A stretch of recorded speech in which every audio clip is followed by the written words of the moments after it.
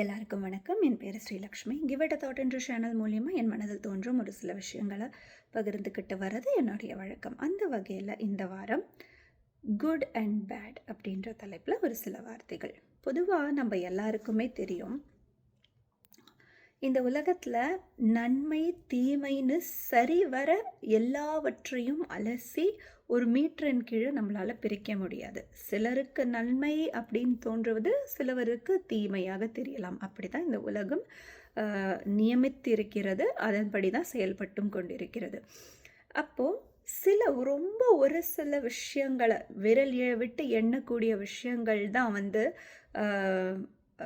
தீமைக்கு அடியில் நம்மளால் லிஸ்ட் பண்ண முடியும். அது இல்லாமல், அதாவது உதாரணத்துக்கு சொல்லணுன்னா, ஒருவரை வேணும் என்றே நம் மனதிற்கு அது சரி என்று படும் பட்சத்தில், நம் மனதிற்கு அது சந்தோஷம் அளிக்கும் பட்சத்தில் ஒருவரை நாம் புண்படுத்துகிறோம் அப்படின்னா கண்டிப்பாக அது தப்பு தான்.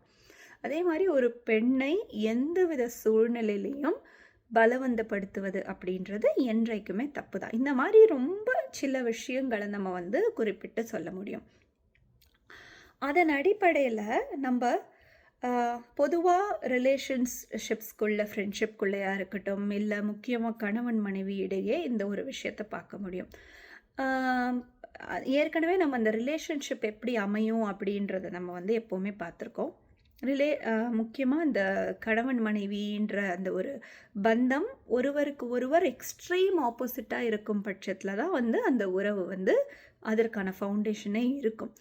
அப்படி இருக்கும்பொழுது ஒருவர் செய்வது இன்னொருவருக்கு எப்போவுமே தப்பாக தான் இருக்கும். அப்போது அது தப்புன்னு அவங்க சுட்டி காட்டுவதால் மாத்திரமே நம்ம தப்பு தானோ அப்படின்ற ஒரு இன்ஃபீரியாரிட்டி காம்ப்ளெக்ஸோ இல்லை கான்ஃபிடென்ஸ் இன்மை தன்மைக்குள்ளேயோ ஒருவர் போய்விடக்கூடாது. அவர் பார்வையில் இது தப்பு என்பதை அவர் வலியுறுத்துகிறார். அவருக்கு அது பிடிக்கவில்லை என்ற பட்சத்தில் அதை தவறு என்று நமக்கு உணர்த்துகிறாரே தவிர, யூனிவர்சலாக இது தப்பா சரியா அப்படின்றத நம்ம யோசித்து நம்ம மனசாட்சிக்கு உட்பட்டு நம்ம அதை சரிவர பார்த்தோமே என்றாலே நம்மளுக்கு அது சரி என்ன தப்பு என்னன்றது நம்மளால் அலசி பார்ப்ப முடிகிற அளவுக்கு நம்மளுக்கு எப்பொழுதுமே மெச்சூரிட்டி இருக்கும் அப்படின்றது என்னுடைய தாழ்மையான கருத்து.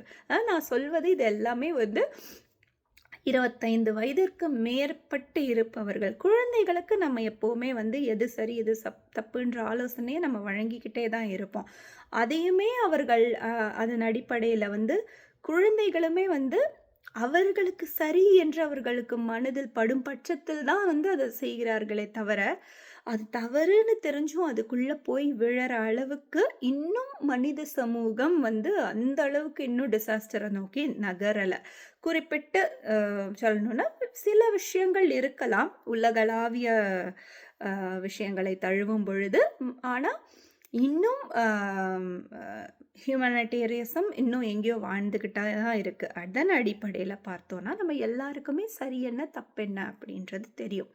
இது ஒரு பக்கம் இருக்க, இன்னொரு பக்கம் மற்றவர்கள் நம்ம வீட்டில் இருக்கிறவங்க எப்போவுமே நம்ம பார்த்தோமேனா நம்மக்கிட்ட ஒரு மாதிரி பிஹேவியரும் வெளியில் இருக்கிறவங்க கிட்டேயும் ஒரு பிஹேவியரும் எப்பயுமே எக்ஸிபிட் பண்ணுவாங்க. இதனால் நம்மளுக்கு என்ன தோண ஆரம்பிச்சிரும்னா, இது ஒரிஜினல் கேரக்டர், ஆமாம் அதுதான் ஒரிஜினலாக இருக்கும், அதற்காக வெளியே காட்டுவது ஒரிஜினல் இல்லை, அது மேம்படுத்தப்பட்ட ஒரு கேரக்டர் என்பதை நாம் அறிந்து கொள்ள வேண்டும். அப்போது வெளியில் இருக்கிற எல்லார்கிட்டையும் இவர்கள் நடித்து கொண்டே இருக்கிறார்கள் நல்ல பெயரை வாங்குவதற்கு அப்படின்னு நம்ம அவங்கள எடுத்துக்கக்கூடாது. நம்ம வீட்டில் பேசுகிற மாதிரியே போய் ஒரு பாஸ்கிட்டேயோ என் ஃப்ரெண்டுக்கிட்டேயோ கூட நம்மளால் அவ்வளவு உரிமையோட ஒரு நம்மளுடைய எல்லாத்தையுமே எல்லா பன்முகத்தையும் நம்மளால் காமிக்க முடியாது என்ற யதார்த்தத்தை நாம் உணர வேண்டும் அப்படின்னு நான் நினைக்கிறேன். அப்போது இதுக்கும் போன கிஃப்டிங்க்கு சொன்ன மாதிரி வீடியோவில் சொல்லியிருந்த மாதிரி 2 sides of good and bad அப்படின்றது இருக்குது. ஒன்று, மற்றவர்களுக்கு பிடிக்கவில்லை என்று நம் மீது சுமத்தப்படும் தவறுகள் அனைத்தும் தவறல்ல, சரியெது தப்பெது என்று நாம் அலசி பார்த்து அதன்படி மனசாட்சிக்கு உட்பட்டு நடந்து கொள்ள வேண்டும்.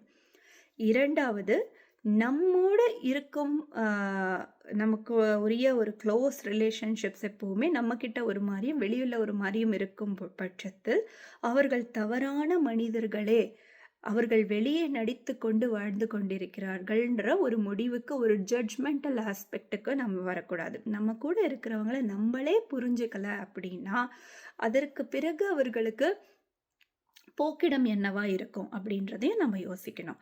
அப்போ இந்த 2 துருவங்களுக்கு உட்பட்டது தான் வந்து சரியும், தப்பும். அதாவது இழுபொறியின் அ அ இழுபறியின் இரு முனையில் தவறும், சரியும் இருக்கும் பட்சத்தில், எதோட வெயிட்டேஜ் அதிகமா இருக்கோ, அதன் பக்கமே நாம் சாய்வோம். அப்ப எது சரி, எது தப்புன்னு அலசி பார்க்கிற அளவுக்கு நாம் பக்குவப்படுதல் என்பது இதில் ரொம்ப முக்கியமான தாத்பரியம். அதை நாம் வளர்த்து கொண்டோமே ஆயின், எப்பொழுதுமே எந்த ஒரு விஷயத்தையும், எந்த ஒரு சூழ்நிலையும், எந்த ஒரு மனிதரையும் நம்ம வந்து தப்பா எடை போடுவதற்கு வாய்ப்பு சற்றே கம்மி என்று கூறி, மீண்டும் இன்னொரு வீடியோல சந்திக்கலாம். நன்றி, வணக்கம்.